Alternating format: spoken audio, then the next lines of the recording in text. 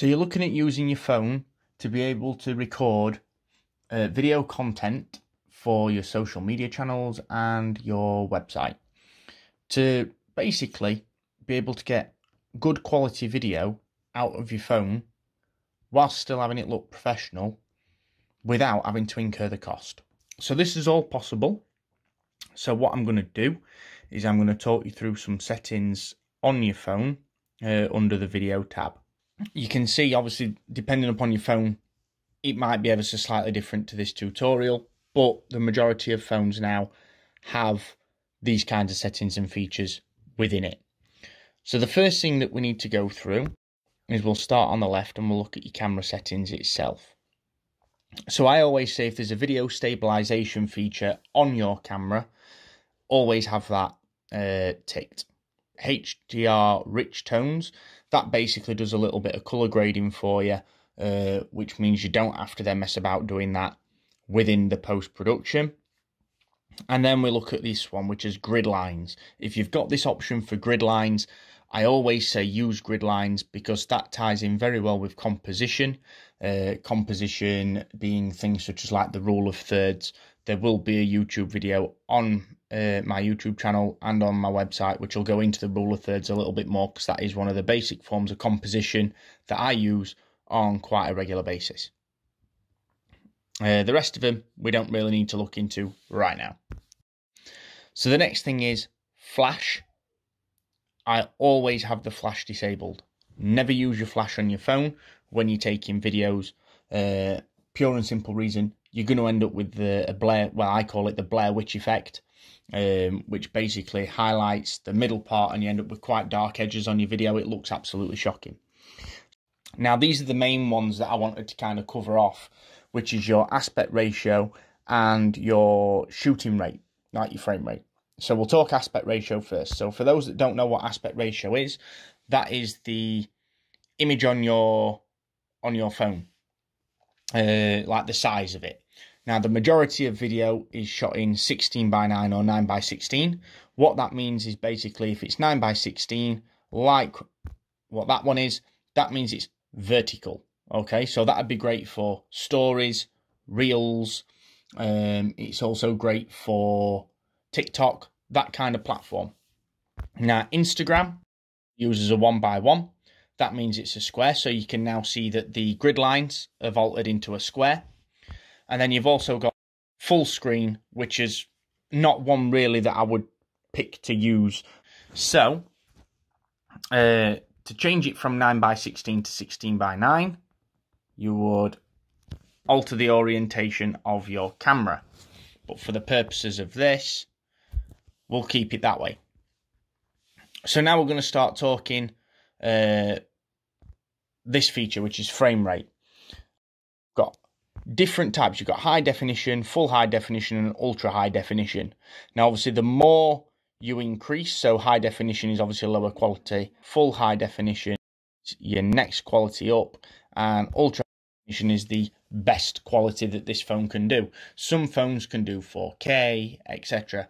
Now, the difference between the two and the difference between the numbers. So, full high definition. The pros of using full high definition is your file size is going to be lower. The cons, however, is if you shoot a piece of content and you want to use it in both 16:9 and 9:16 ratio. If you shoot your video in 16:9, so in other words landscape, and you want to then crop that video in so it looks as if it's been shot portrait for any reason, you are going to lose a heck of a lot of quality. So it does deteriorate your quality if you just shoot in full high definition and you're trying to repurpose content. So what does that mean? It means if you're wanting to keep the quality of your content, you'd have to shoot the video twice, once landscape, once portrait. However, if we ultra high definition, you will be able to get a great quality landscape video. It'll be absolutely amazing quality, and it will be able to be cropped into a 9:16 video as well, meaning you'll get the TikTok version, Facebook Reel and Instagram Reel version, as well as the standard landscape orientation video. So you'll only need to shoot your content once. However, your videos will be double the file size. So I'd recommend, if you are going to use ultra high definition or 4K for video, you do end up having some sort of storage system where you can store your raw clips. So it'd be a case of either putting them on a computer or on an external hard drive or something like that. You'd have to transfer the files. So what do these little numbers mean? So you can see this 30, 30, 60, 30, 60. Okay, so them little numbers are frame rate. So why is this important?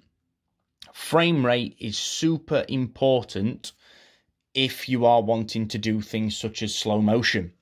If you're wanting any slow-mo shots, 30 frames a second is not going to be enough frames. So what that basically means by 30 frames a second is it takes 30 images for every 1 second of video. That is your phone standard. That is what we would edit in. If you sent us phone footage, we would edit it in 30 frames per second at full HD resolution. However, if you choose 60 frames per second, that means now you're getting 60 images for every 1 second of footage. So that 1 second of footage can be turned into 2 seconds of footage, meaning it's going to play at 50% of the speed. So if you are wanting slow motion, record in 60. If you are wanting normal, stick to 30. So your standard settings should be video stabilization on, your grid lines on, and if you've got the option for HDR, high rich tones, pop it on. It does help. Use your 16:9 because you can always get a 1:1 out of that, and you can alter your orientation.